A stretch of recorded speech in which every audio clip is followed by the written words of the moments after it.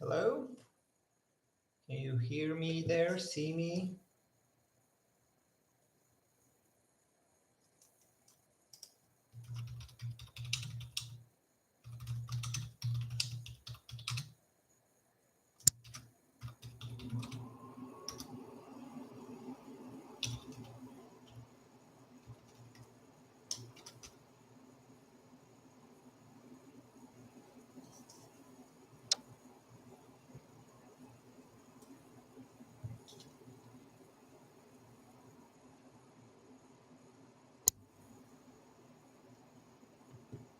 Okay, seems like we finally have everything out there in the universe.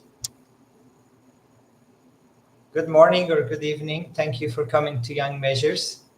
My name is Behnam Ismaili, a visiting assistant professor at University of Cincinnati and creator of all the videos at Young Measures so far, until we find someone else also to add something. Maybe it will be among you.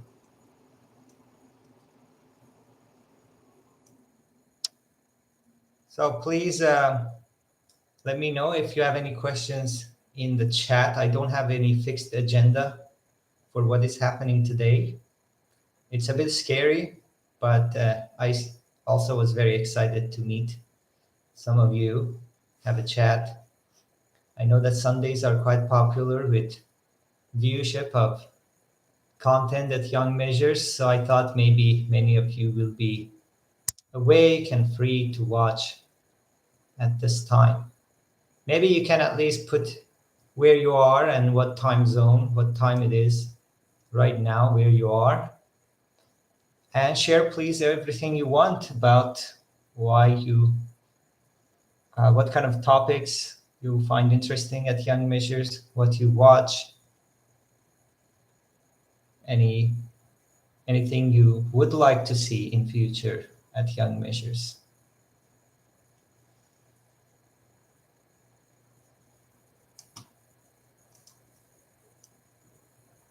So meanwhile, I can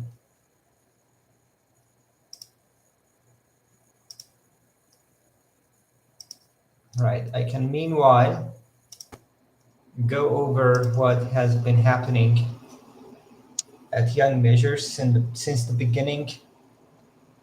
So back in 2021, my idea was to share some of advanced calculus questions on YouTube. At the time, the teachings were all happening online, and I was a TA for what is called advanced calculus, a course based on which preliminary exams are written in many US universities. So this is a serious, rigorous course covering what we think we know in calculus coming from undergraduate. And the goal is to help students write rigorous proofs, follow the mathematical convention of writing prose. And sometimes the questions do get tricky, even for functions from R to R. So I started sharing those, and based on the feedback I received, I realized that people actually do want even more advanced topics. So I started maybe talking about the topic of my thesis, which was area and coarea formulas. But to do so, of course, I needed the very basics called Hausdorff measures, which have turned out to be one of the most popular playlists at Young Measure. Um, Especially the very first few videos where I intuitively explain what Hausdorff measures are and how they're defined. And once we were done with that, I went over uh, all details basically of area formula. This is a very general version of surface integrals and surface area formulas of calculus. It is true for Lipschitz functions, whose differentiability even is a deep theorem. And I went over details of how this is proved. And then naturally we followed with co-area formula, which is a huge generalization of Fubini's theorem, integration in spherical coordinates, and basically every type of foliation and then integration over fiber type of theorem. This is a really important theorem in analysis and geometry. And then we followed with study of curves, rect-Weibull curves, curves with finite length, arc length parameterization. So the interesting fact is that they do make sense in any metric space. Everything we do with curves in Rn can be done in the very abstract setting of metric spaces, covering many details, including what even arc length parameterization means, why it always exists. And then we talked about certain properties of spaces based on behavior of curves. For instance,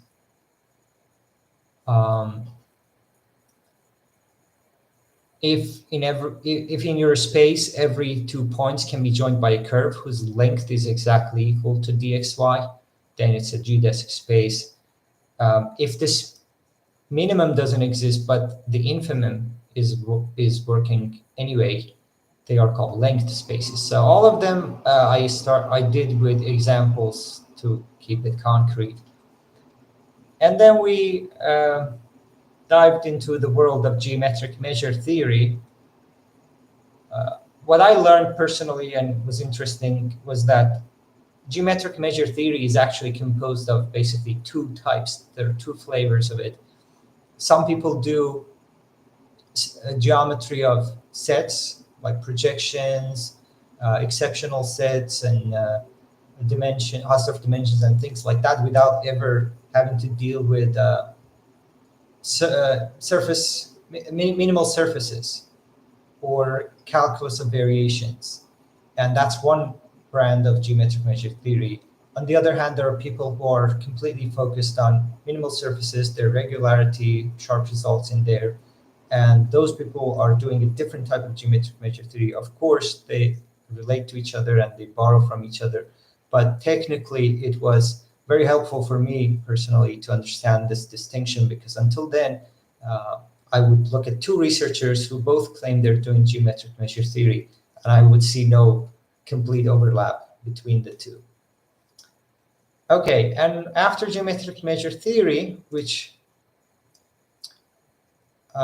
also encompasses the previous co-area and area parts, these deal with Lipschitz functions into a space, we switch to metric space analysis. With metric space analysis, what is meant is functions defined from a metric space to R or to other Banach space. And the goal is to develop Sobolev functions and PDEs and potential theory on them. And there has been huge success in this area pretty recently, based compared to mathematics history. They can be regarded as cutting edge developments.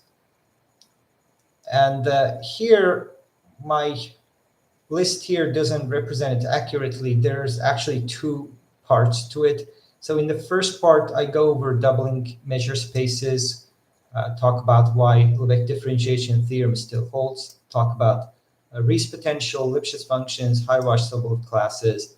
This is the part where you don't need any Poincare inequality. But in a second part, I go over development of Newtonian Sobolev functions through the notion of upper gradients. And this theory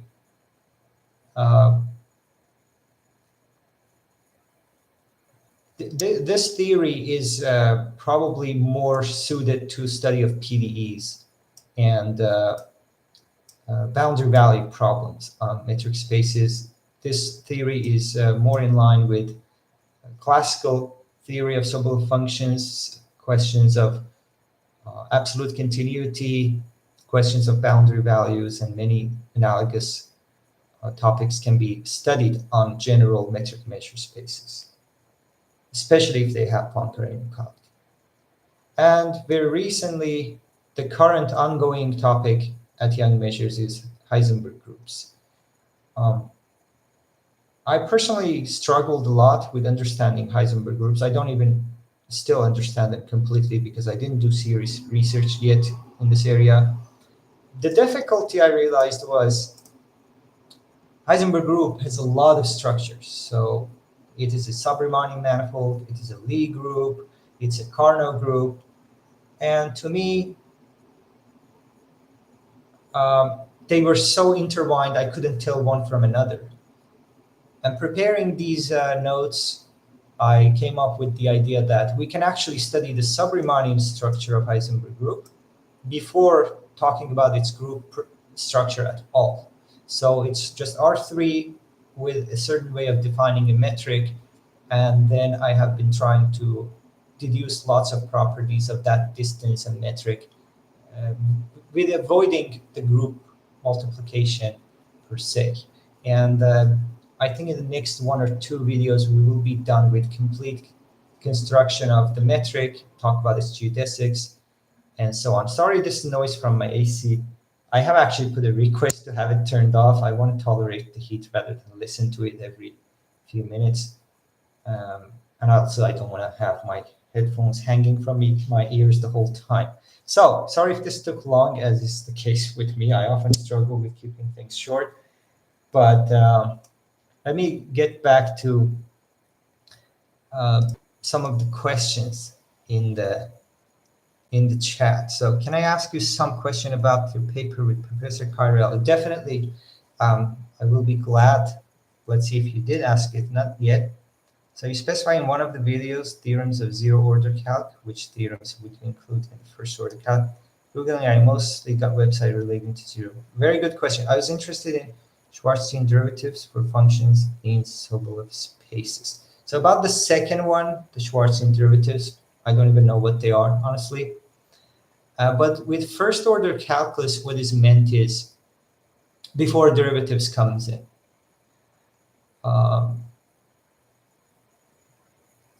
Zero order. So let's see. Zero order calculus, which theorems would you include in first order calculus? Okay, first order calculus will start with having some notion of derivation on metric spaces. Before 1990s, it was zero order calculus.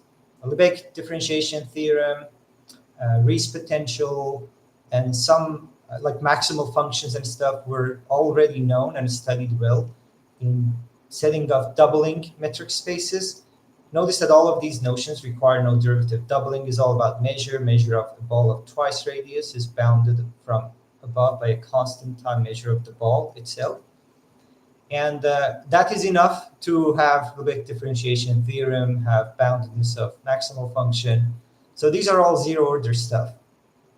The first order calculus started in the 90s with attempts to put some notion of regularity and differentiability for functions. And historically, I think the Korevar-Schoen spaces came first, then High-Wash-Sobolev spaces, and later the notions of upper gradient and Newtonian Sobolev functions arose. Also, Chigger had a different definition as well, which ended up being equivalent to the class of Newtonian Sobolev. Okay, theorem 3 in your paper 2024. So let me actually look at my paper now that you asked about it. Let's see. Okay, that's the preprint. Thanks for the good questions. Oh, great. So why wouldn't you ask then Kai about this? 3-1. So let's see what 3-1 says. Where is 3-1? Okay. We have a domain in the sphere, finitely connected domain, satisfies conditions 1 and 2 of this. Then there is something depending on H and M so that, okay, mod is less than that.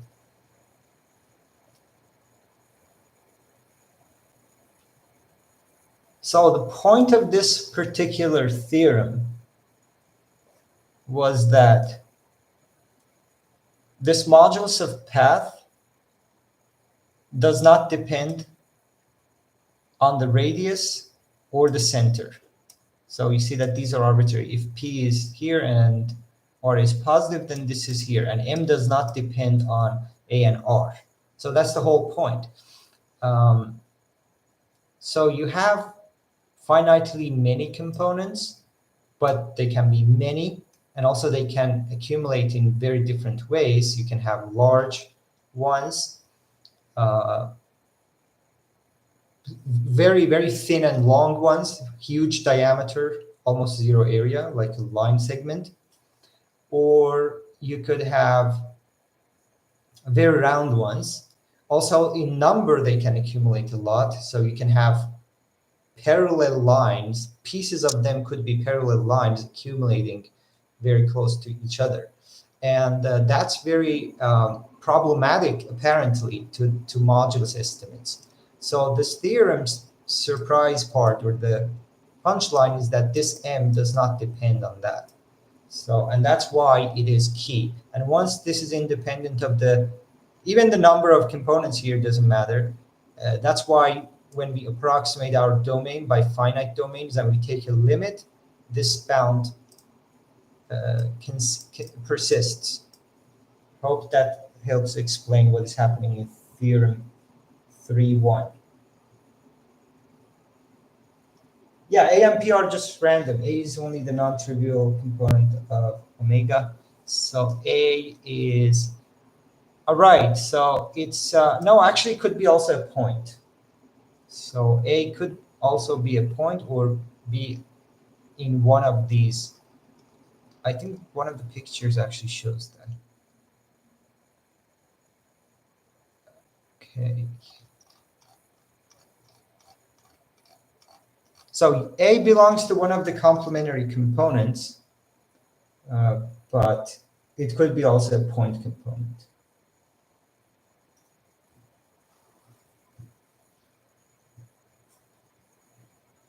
Perfect.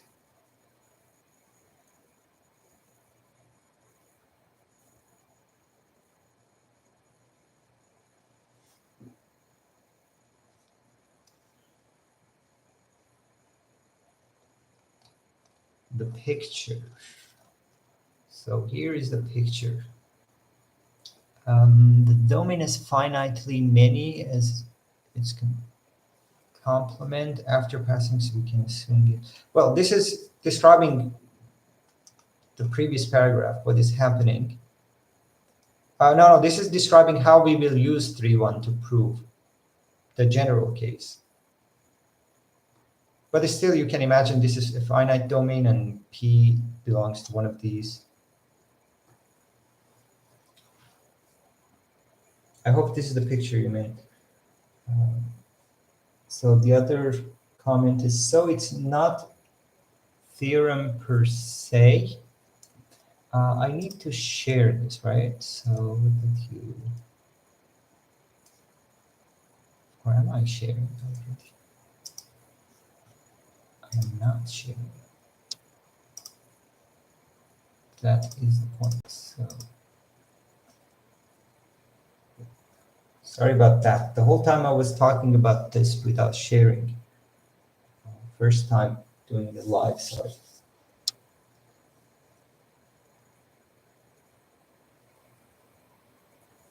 Right, so zero order calculus, first order calculus is just a way of describing things. It's not a mathematical definition or something. It's just, it's one of those umbrella terms. By just saying zero order calculus or first order calculus, all of a sudden you put your audience, listener, your reader in the right mindset, what they should be thinking. So for instance, you can ask, is there a second order calculus on metric spaces? What metric spaces support the second order calculus? You see how the introduction of just that language makes things so much easier. Right. So here is that theorem, the picture there. Let me know if you have other questions about this.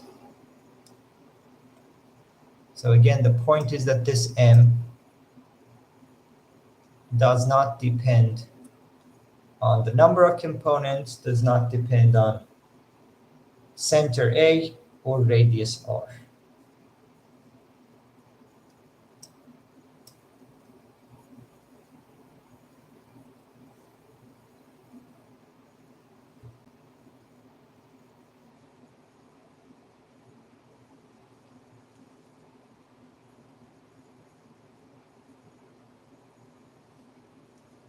P is one of the complementary components.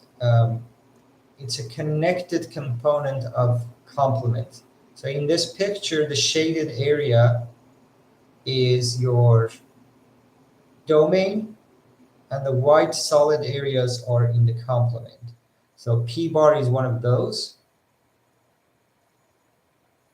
And then A belongs to them. Well, technically, P bar could also be a point in the domain because this is domain plus the complementary component. But the interesting part, or difficult part, say, is when it's actually on one of the complements. So it could be a point, an honest single point in the domain, or it could be a point in one of those solid sets.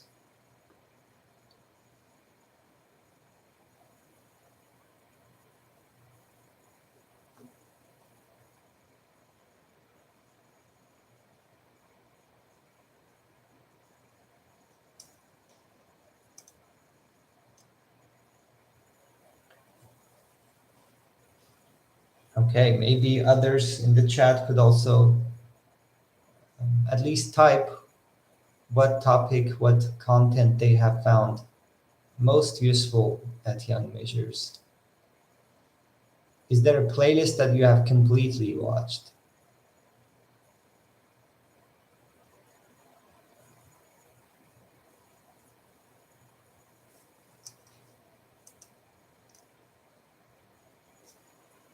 Meanwhile, let me check some.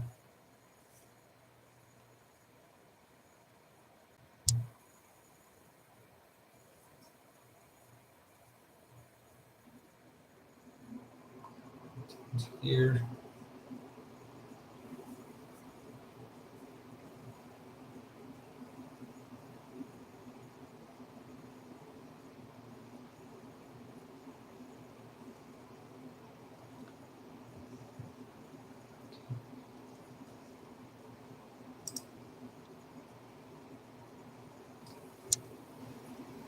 I also have, naturally, of course, this file of the topics that I cover and some bullet list of what I plan to cover later. So you can find the playlists and their description on my website. Maybe I can put that in the chat. Yeah, I know one of these infinite fractals is going to happen. There's so many of me converging to infinity.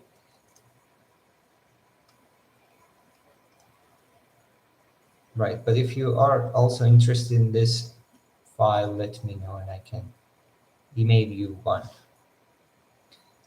I also was thinking whether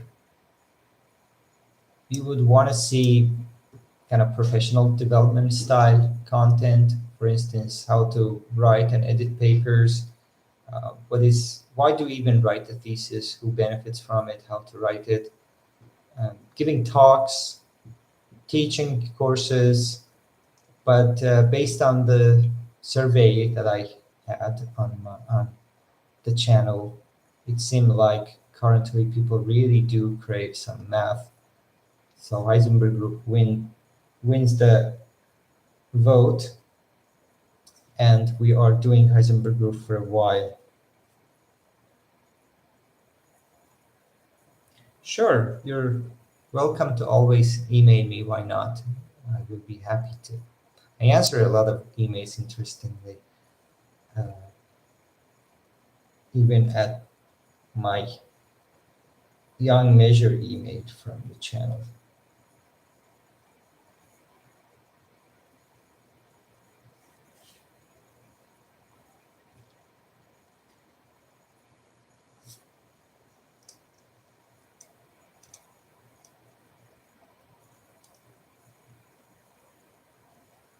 Okay, so I think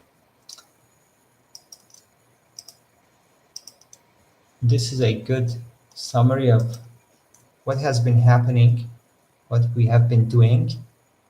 Hopefully that overview will be helpful, especially to those who are new to the channel, so that they can navigate the content and know what has been happening and in what order. If you don't have other questions, maybe for a first live session, I think this is fair and good enough, so that you probably can go and watch some more Young Measure videos and enjoy the rest of your Sunday. But I will be waiting a little bit for possible more questions. This is my office at University of Cincinnati. Everyone is jealous of my office for how large it is. I got lucky to get one of the corner offices. It's a thing apparently.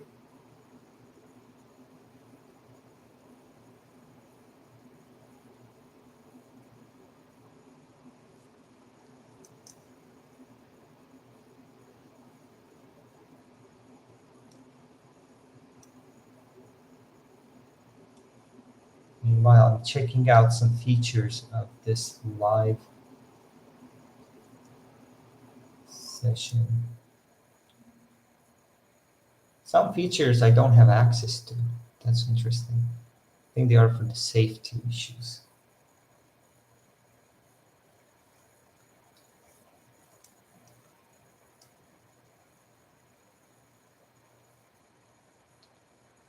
About quasi-conformal uniformization, the good news is there aren't too many papers. So at least relating to Kobe's conjecture, that's what I mean. So you just start and read them. The one recommendation would be how you read them, actually. You have to really think for yourself, read very slowly. There are two ways of reading a paper. Either you read them just to get an understanding, a very quick understanding of something, some area.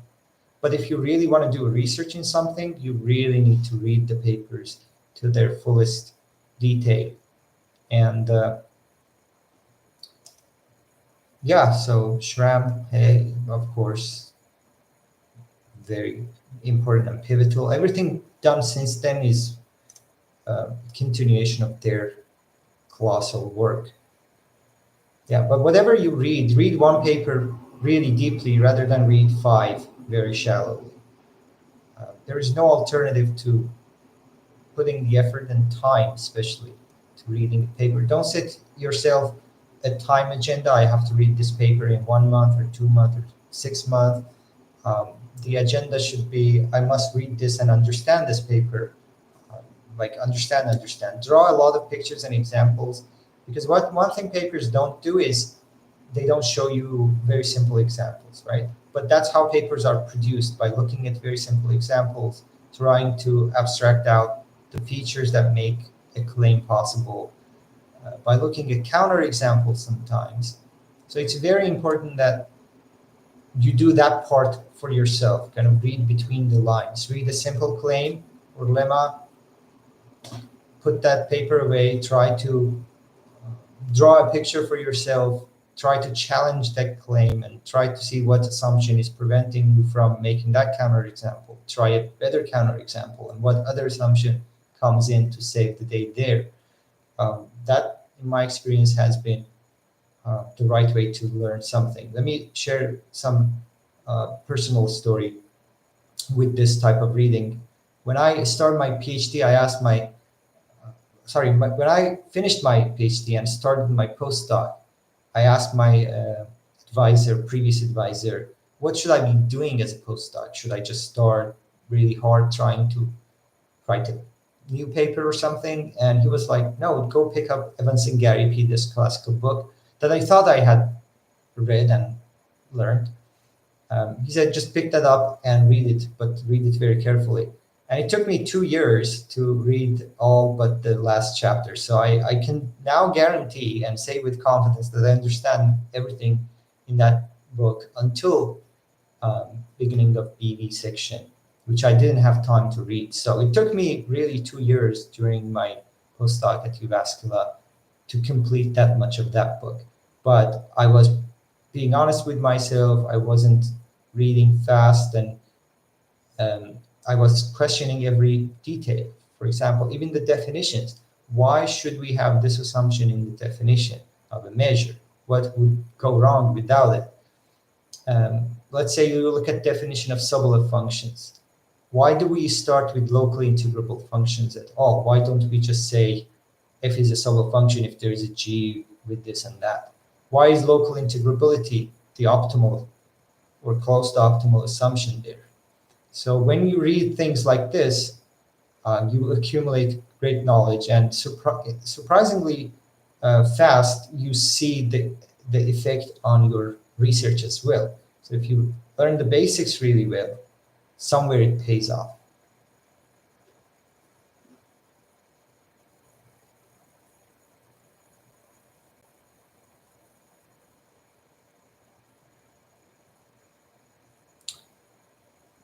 Okay, so conformal maps are of interest because, for instance, harmonic maps are of interest. They are the simplest, let's say the nicest maps in the world of topology and homeomorphisms between two spaces. If you don't work with metric and distances, you don't have a notion of Lipschitz and bi-Lipschitz. So the best you go for is a homeomorphism, but we know that a general homeomorphism can do many different things and can deform a space beyond recognition. So then we say, what kind of maps could preserve something about the space? And then we come up with this notion of conformal maps. And then in R2, we see that they are immediately related to complex differentiable functions, to analytic functions. Actually, it's an if and only if thing, plus fixing the necessary simple assumptions, like you first want it to be bijective and things like that. But then we move into higher dimension and we see that we don't have as many conformal maps as we do in C.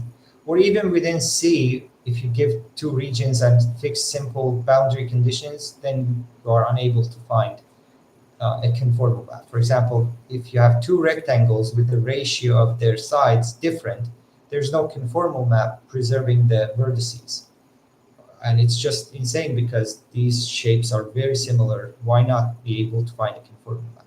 So the question became, so what is the closest to conformal that we can find? And the answer was quasi-conformal maps. And that's where things started.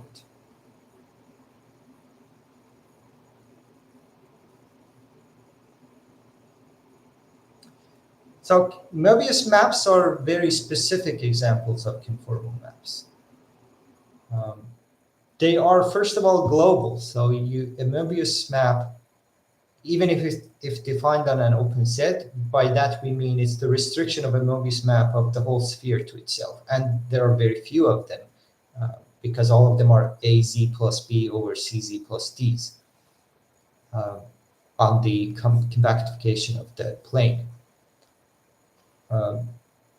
What Riemann mapping theorem says is that there are way more conformal maps than just Möbius, because it says if you have any simply connected open set, which can look really wild, its boundary can have positive measure, you can conformally map it to the unit disk.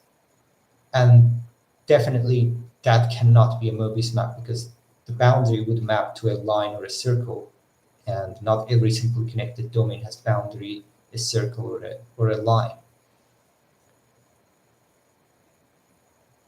So you should think of Mobius transformations as very specific examples of conformal maps, and not every conformal map is Mobius by any stretch of imagination.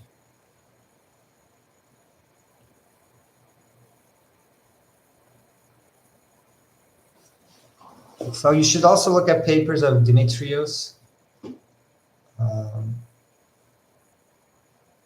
about uniformization. So basically, Kai's work, honestly, plus the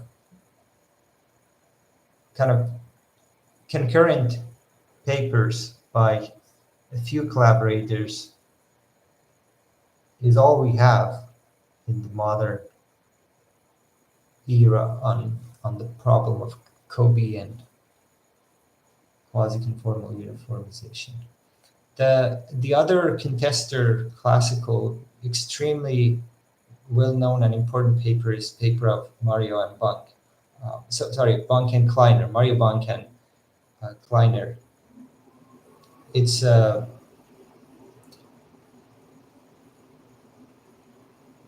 it's a fundamental paper in both uniformization and also has connections to many other areas, including geometric group theory.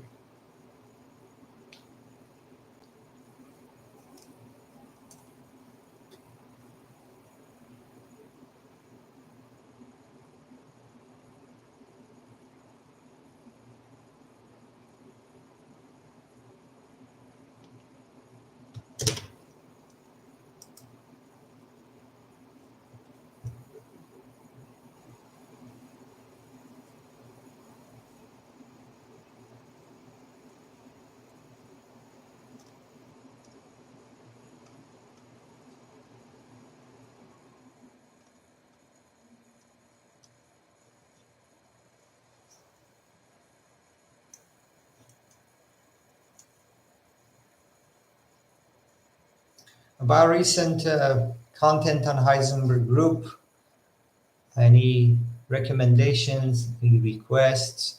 Am I being too specific by going in only H1? Should I talk more about the general Subramanian manifolds? I will have a summary video where I will say how the general Subramanian world works, but I decided against the technicalities of doing the whole theory. Plus, the amazing content by Professor Enrico Ledone covers that. I will have an introduction to his channel and content definitely soon, because all we do on the very specific example of Heisenberg group he's been doing for all Subramanian manifolds and Carnot groups and Nilpotent groups in much more generality. So I decided to give a more concrete, hands-on, approachable example where these notions could be introduced. So Heisenberg group is kind of a toy example to get familiar with those stuff.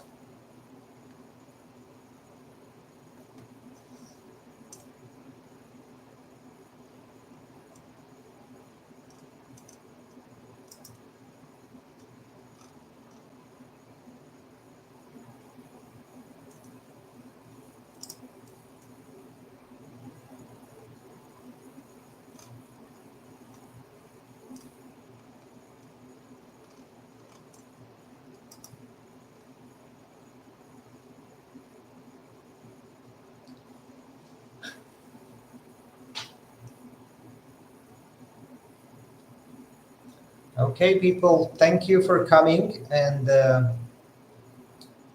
sharing your questions. It was great to talk to some of you. And if you have further questions,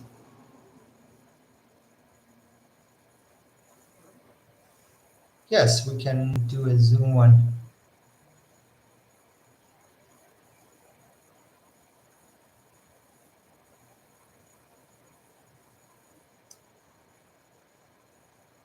Yeah, maybe I'm not familiar with the terminology of Schwarzian derivative, but have seen them. Definitely, I have seen them, but a measure of how much a conformal map deviates from a Möbius transformation. Yeah, this got interesting. Yeah, yeah, I might check that. So next live via Zoom. That's not a bad idea, actually. We can even write things down, like sharing also the iPad.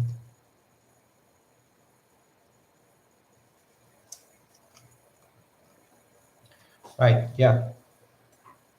Okay, have a nice weekend, and hopefully we will have that next live session much sooner than 3 years from start of Young Measures. Until then, and until my next video, probably tomorrow, have a great day.